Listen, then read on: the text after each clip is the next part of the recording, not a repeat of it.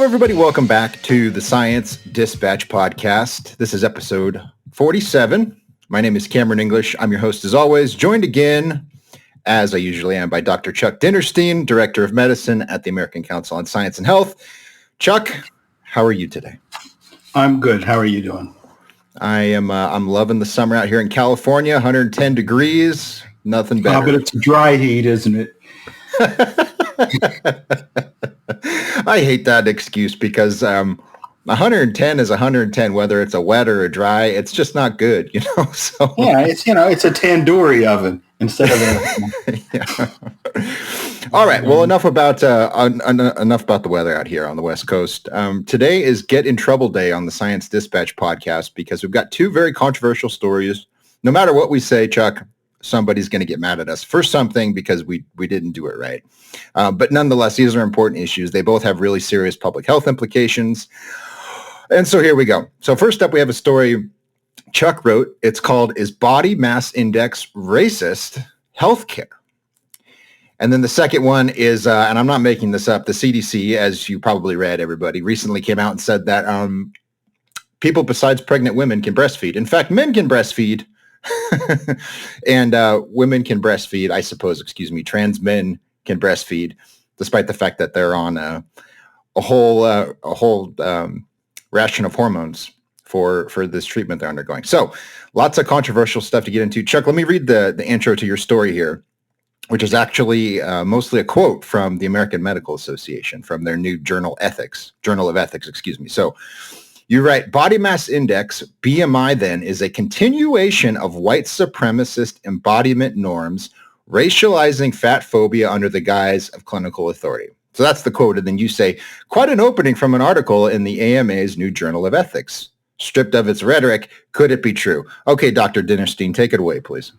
Okay. Well, I have to start by saying that it's certainly true that body shape is culturally constructed. One only has, as I wrote in the article, one only has to look back at the paintings by Rubens to know that a more voluptuous woman was considered the embodiment of beauty in the past. But that really fails to get to the point of talking about body mass index. And I think that it gets at a really interesting problem in science. Back at the turn of the previous century, in the 1910s, 1920s, insurance companies that had a very big interest in figuring out who was going to die and when collected a great deal of data on the height and weight of the people that were buying their insurance. And for a large part, that was white males for a variety of reasons. And on the basis of that information, the insurance companies developed actuarial tables saying that given this weight, given this height, this is how this group of individuals might live so that they could come up with the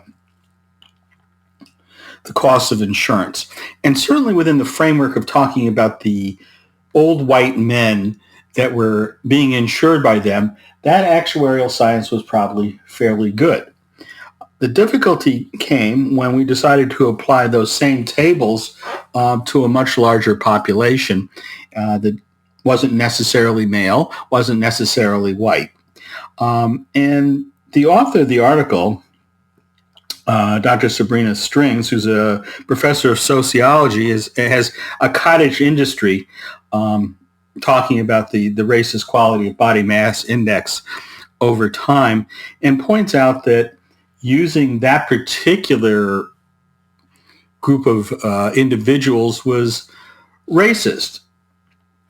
I guess with hindsight it was, but there were no other groups that were necessarily being measured to do it. And the real problem came when other scientists applied those findings to different populations. Moreover, the difficulty came not so much from the numbers themselves, but how the scientists then categorized weight is being underweight or overweight, and which they based on some kind of statistical analysis they did. So body mass index actually was an improvement as far as I'm concerned with looking simply at weight or at height, because it air quotes, normalizes the relationship between your height and weight, so that someone that's 6 feet tall, you would expect to weigh more than somebody that's 5 feet tall. So I think from a point of view of improving measurement, BMI was certainly a step forward. Now, there are lots of different ways to evaluate our body weight today with far more invasive techniques that we can use to determine what component of our weight is white fat or brown fat or lean muscle mass. And all of those things may make our predictions more accurate, but they all entail a greater time spent and a greater cost than simply measuring someone's height and weight and calculating a BMI. So from my point of view, I think the BMI still has relevance. It's difficult for me to see why it's racist, except that was the only information that was available at the time. In the meantime, all of the major societies have said, we can't use BMI any longer because of its origins, but none of them have offered up anything in its place.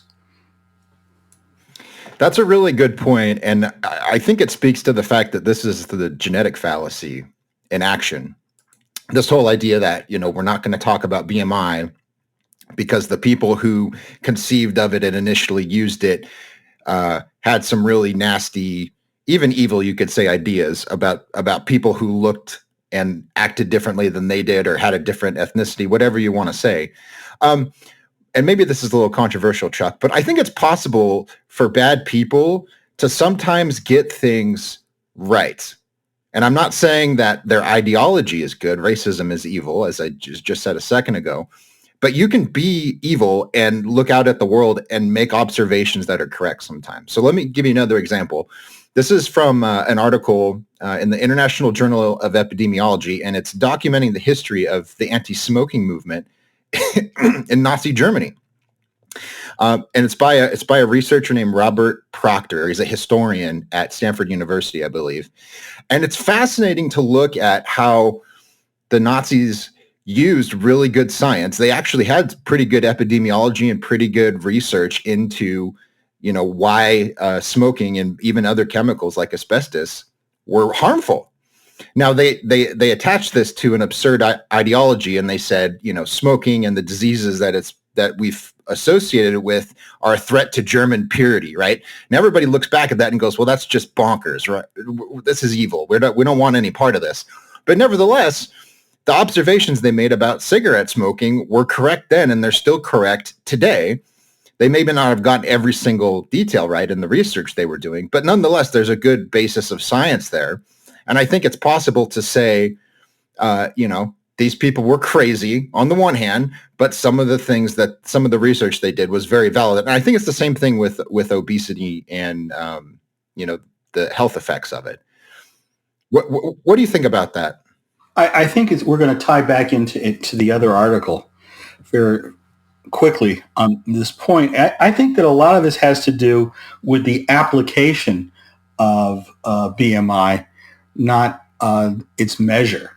The ratio itself, I don't know how the ratio can be racist per se. It's when you take all of those numbers and you start doing things like averaging them and categorizing them. That's when our biases come to the fore, and you can make an argument that the categorizations of BMI reflect a culture that is no longer with us. So part of the problem is, I really think, is in how we apply the science, not so much the science itself. And I think that we see that in a number of ways. And one of the other things I tried to point out in the article is, after all of this talk about how we shouldn't be using biased studies, and we certainly shouldn't use studies that have a component of categorization by race, we can turn to the 1,000+ studies done by the UK Biobank, which is a collection of genetic information on a large population in Britain, of which nearly all of them are white and nearly all of them are British. We don't even have the Irish wandering in to the biobank. So we continue to repeat this behavior. We make use of the data that we have available. It would be nice to have a larger samples of the population to draw upon, and in a shameless advertisement of what's to come in the next week. On the website, there's a study that just came out from UCLA looking at the population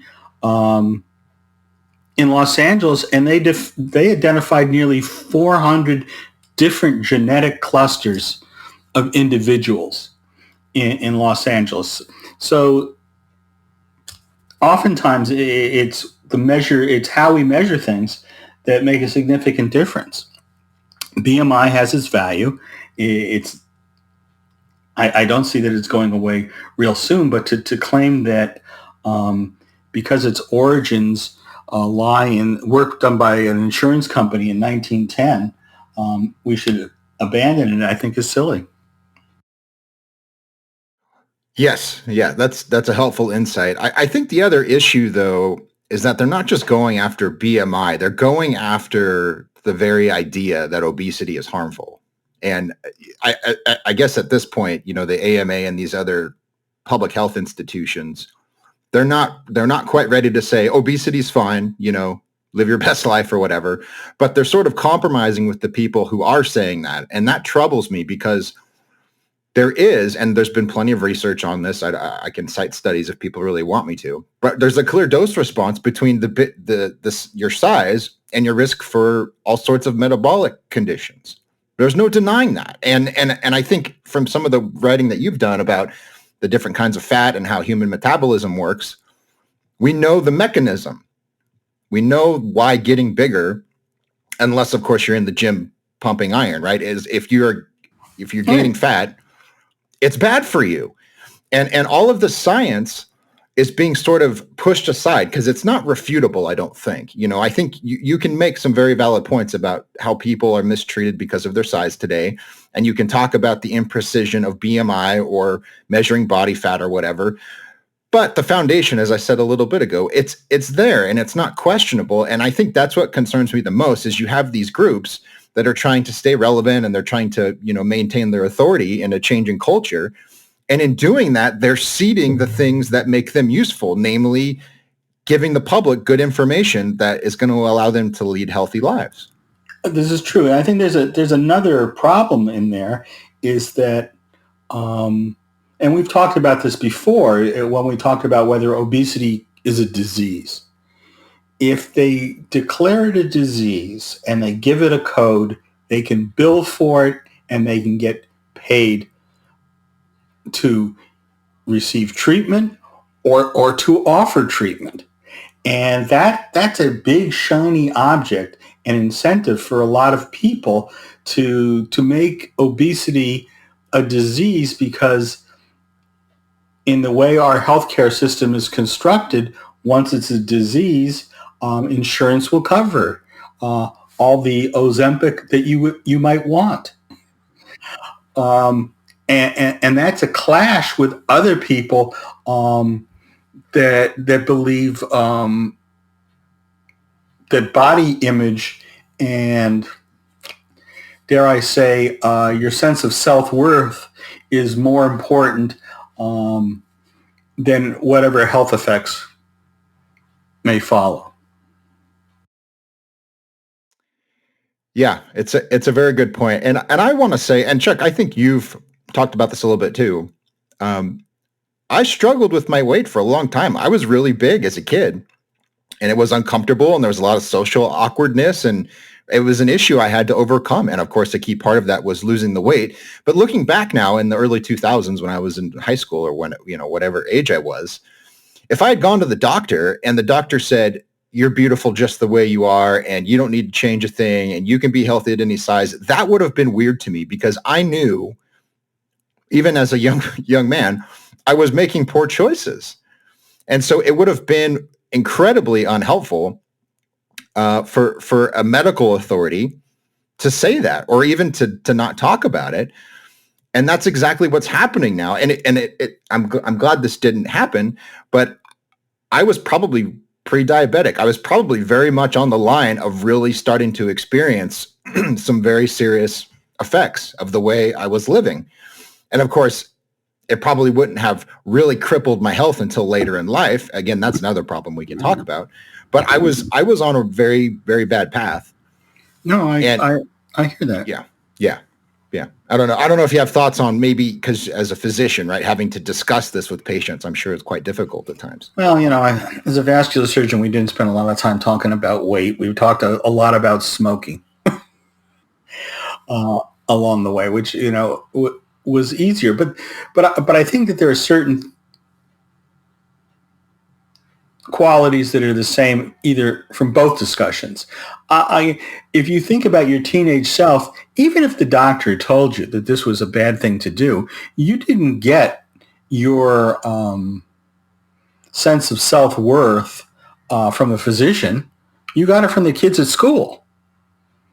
And they had a very different model of how you should look than what the doctor might have been offering up at the time or would offer up now. And I think that makes a big difference. When I talk to my smokers, they already knew that smoking was bad, but the people that they spent time with smoked too. And so in their world, it was not a problem. That's a really interesting point. And I think, I don't know, there's a lot of different dynamics there, but the thing that sticks out to me is that I think smoking in many ways parallels obesity in the sense that it's a behavior that can change even though it's influenced by the environment you grow up in and heavily by your genetics. I think it's pretty well established at this point that addiction has a pretty clear genetic component. There's still more to learn for sure. But even the same people who will talk about how we need to embrace fat acceptance, when it comes to smoking, there is no such thing as tobacco liberation and smokers acceptance. And I think it's correctly because we realize just how deadly it is. Now, I'm not saying that you need to shame smokers. I think that's harmful as well. But if you look at how we address smoking as a society, we took it out of movies, we took it out of advertising, we took it out of public spaces. Right? We went incredibly zealous in how we tried to eradicate tobacco use. And we're pretty close. Because that was a voluntary activity. Eating is a tougher, hunger. That's a natural thing. Lighting up a bunch of leaves and inhaling the fumes is not as natural as eating. And I think that plays into it. That's one of the problems with addressing nutrition and weight. There's a lot of very well accepted cultural biases in the foods we choose and how we choose to eat them. That interact here that you don't necessarily see when you talk about smoking, at least today. You very well may have had very similar kind of cultural thoughts when they initially began to cut down on smoking back in the mid-50s. Yeah, that's interesting. I suppose that's true, that you don't have to smoke, whereas you have to eat. That definitely makes some sense. But I think the point I'm making is that it's still behavioral. We still recognize that there are adjustments you can make in someone's life. It helps if they want to make those changes. For all of you anti-smoking champions there, it's more effective that way. But I think there's research that shows the same thing with obesity, right? Is that when people find a diet that works for them, to your point about, the cultural influence on food, when they have a diet that works for them and when they are weighing their food and when they have an exercise routine that they can follow and that makes sense and that progressively improves their fitness, they can keep the weight off long term. And I think all that goes to show that there's really no reason to treat obesity as this unique, special sort of identity relative to something like tobacco use or alcohol use or any other kind of lifestyle factor that can affect your health. Fair enough. I mean, no one should be our identity should not with our body shape, our body type, or our skin color. I mean, to get back to the racist origins of BMI, those are all very changeable qualities in terms of how we think about ourselves. So I from a point of view of behavior and culture, I understand it. I also have a different sense of it from a point of view of being a physician, and it's just difficult to reconcile the 2 points. But I think this whole approach by medicine to now declare everything that's gone before as racist it is problematic. There are people that you're right. There are people that did many evil things, but made contributions that were worthwhile, and it is very difficult at times to separate the two. But we should at least make the effort. Yeah, fair point. I think we can have our cake and eat it too, to use a cliche. I really, though, I mean, we can have a society where people are respected, regardless of what they look like or how big they are or whatever. And then we can also say, look, this is not good for you. And then you can come alongside people and say, here's what we know works. Let's figure out something that's going to work for you. That's not easy. And it's probably going to take many generations to get the obesity issue under control or get us on the right trajectory. I just think it's possible is all. Fair enough. I agree.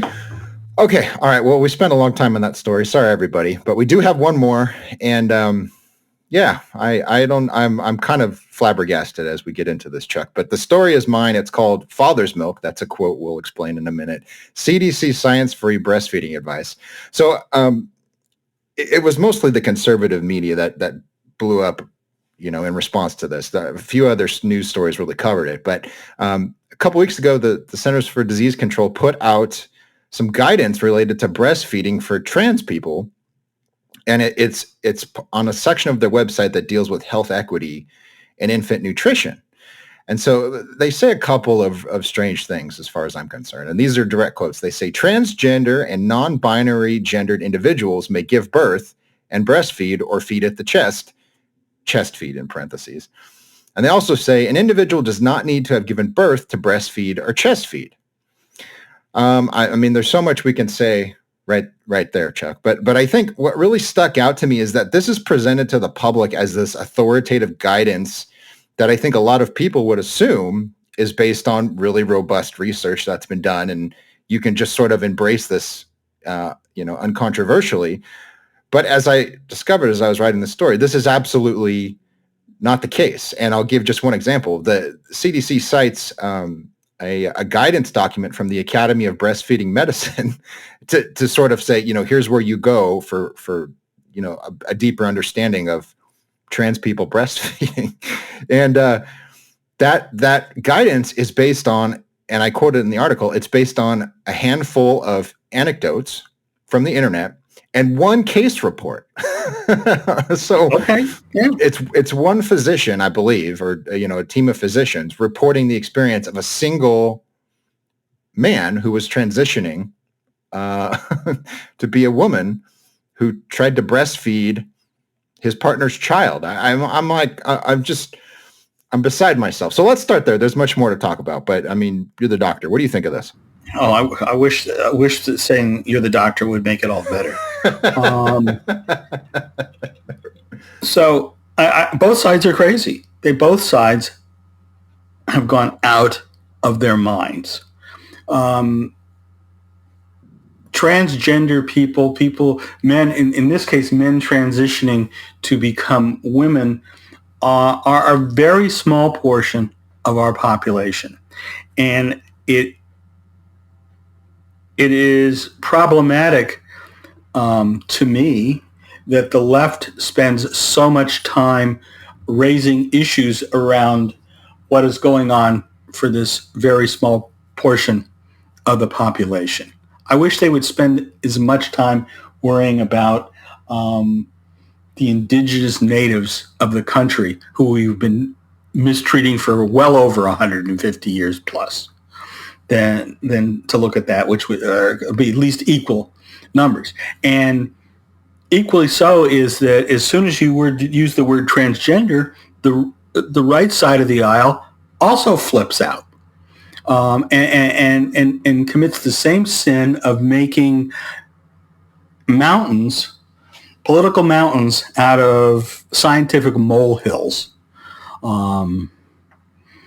Here, I just, as we talked prior to getting started here, the same people that are so concerned that all children be breastfed and none of them be given evil formula are more than willing to allow someone to breastfeed a child pumped up with hormones that they have no idea what the impact will be because we've never even studied it.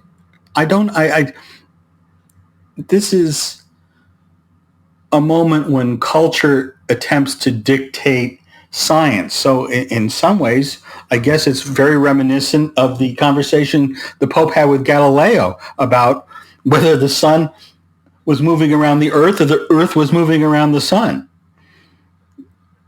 Our cultural views really don't have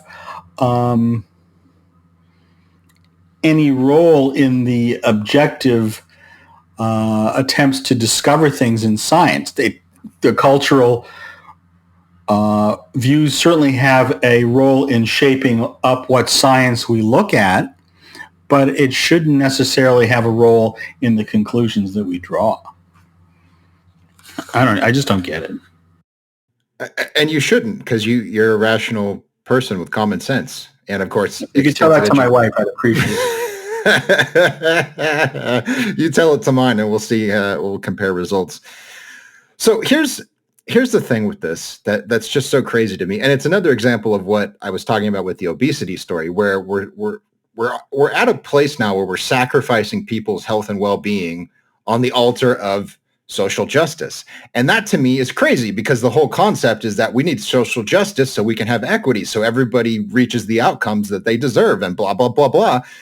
But in this case, it's even crazier, Chuck, because we're talking about unborn children who are at risk and young babies, right? Infants and newborns who we are effectively running an experiment on. And even if it is just a tiny population, that's still horribly unethical. And I spoke to another physician about this as I was preparing the story. And one of the points that this person made was that women, like just, I hate using the phrase biological woman, like there's a different kind or something, but just normal women who are trying to get pregnant and want to breastfeed, they're going to look at this and they're going to go, well, if men can take these drugs to stimulate milk production, I guess I can too, right? And that's really concerning to me, because one of the drugs is called domperidone, I believe is how you pronounce it. It's a drug that stimulates production of a hormone called prolactin, which regulates milk production. And it's currently illegal in the United States. And it has been since 2004, because the FDA reviewed the research and they looked at it and they said, okay, well, this is associated with cardiac arrhythmias, cardiac arrest, and sudden death. I'm like, right. So, and by the way, it's an off-label drug. It's an antiemetic. It's used for gastrointestinal conditions, right. But it's not even available in the U.S. And so I'm looking at this, and the CDC doesn't discuss this, by the way. This is all in the linked document, which is even more concerning, because people have to go find this on their own and sort of imply, based on what the CDC said, that this is okay or it's not okay. And that's insane to me, Chuck. What do you think? I couldn't agree more. I was kind of thumbing through things. I came across this endocrine disrupting chemicals are bad in pesticides, but they're okay in trans men. How can that be? A little consistency, please. That's all I'm asking for, is a little consistency, again, on both sides of the aisle. Now, you said at the beginning that people assumed that the CDC made their judgments based on science. And I think probably 10 years ago, that would have been true. At best, I think we can say that we hope that the CDC bases its recommendations on science. We can no longer really assume that.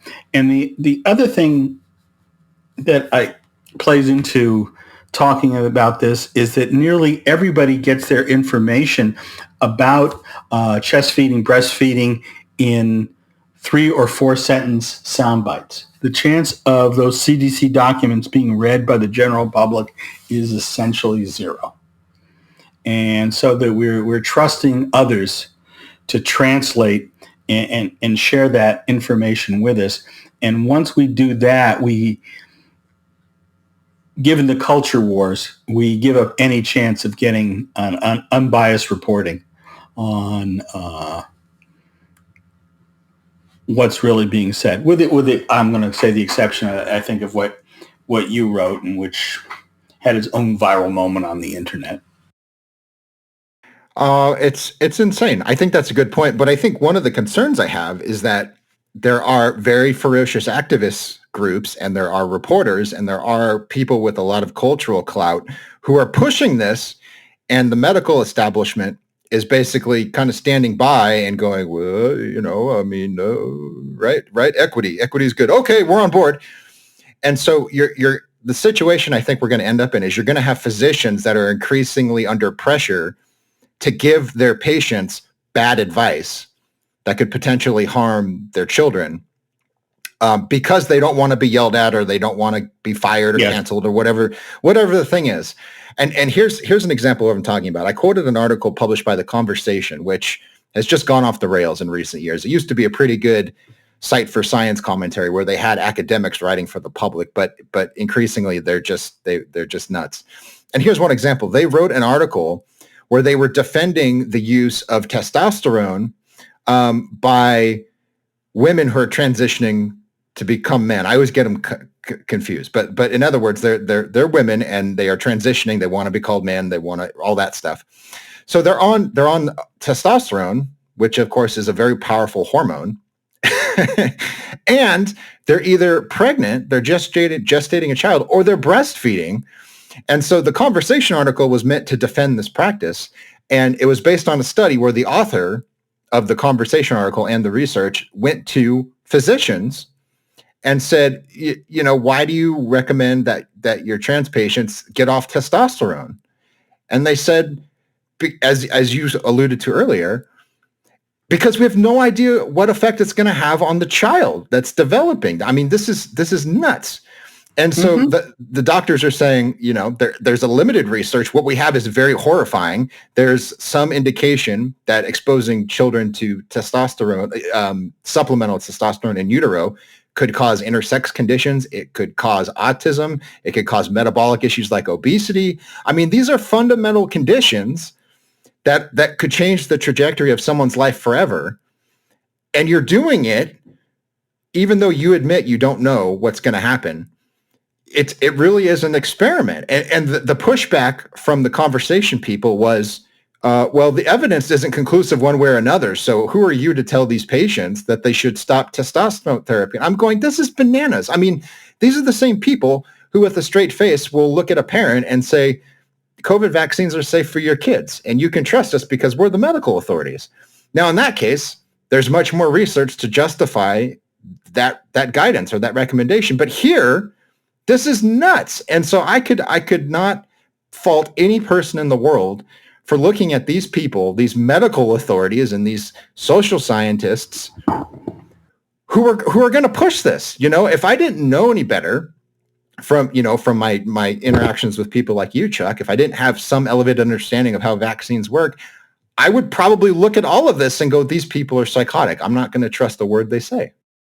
Yeah, and I think that that's probably the most damaging aspect of this all, and that's why I say both articles tie together, because it's this kind of rhetoric that causes trust to be broken, and once trust is broken, it is very difficult to repair.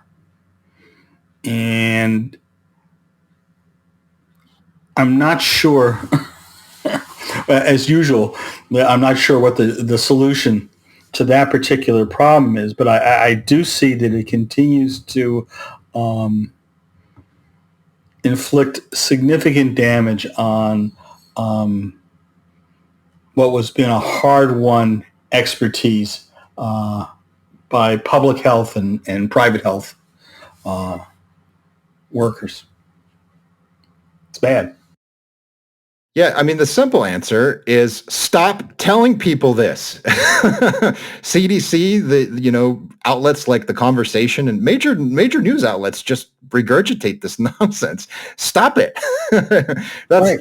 the first step. It's probably difficult to say, I don't know. We don't know.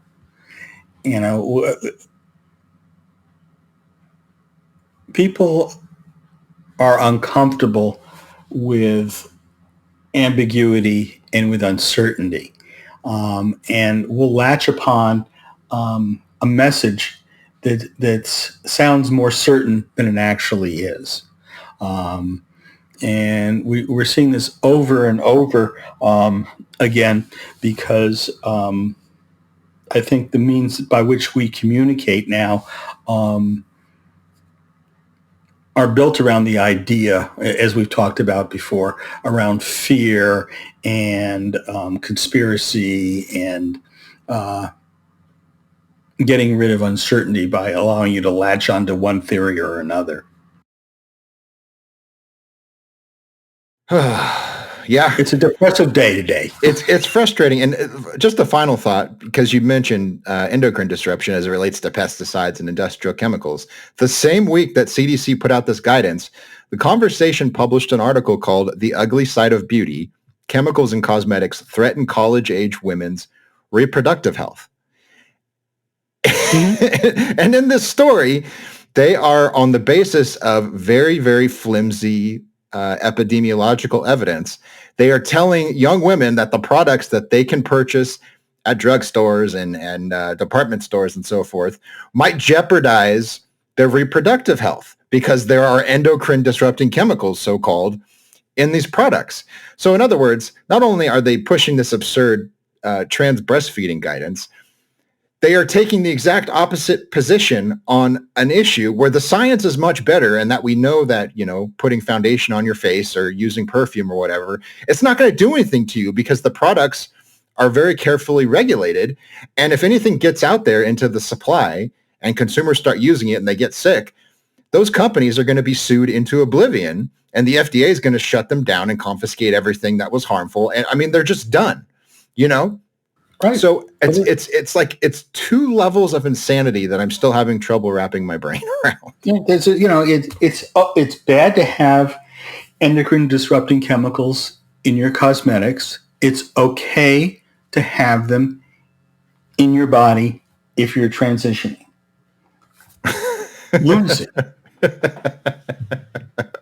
Yeah, you may if you're transitioning and you understand the risks, that's fine. But it's not the same thing as saying, it's okay, let's all go and have a good day.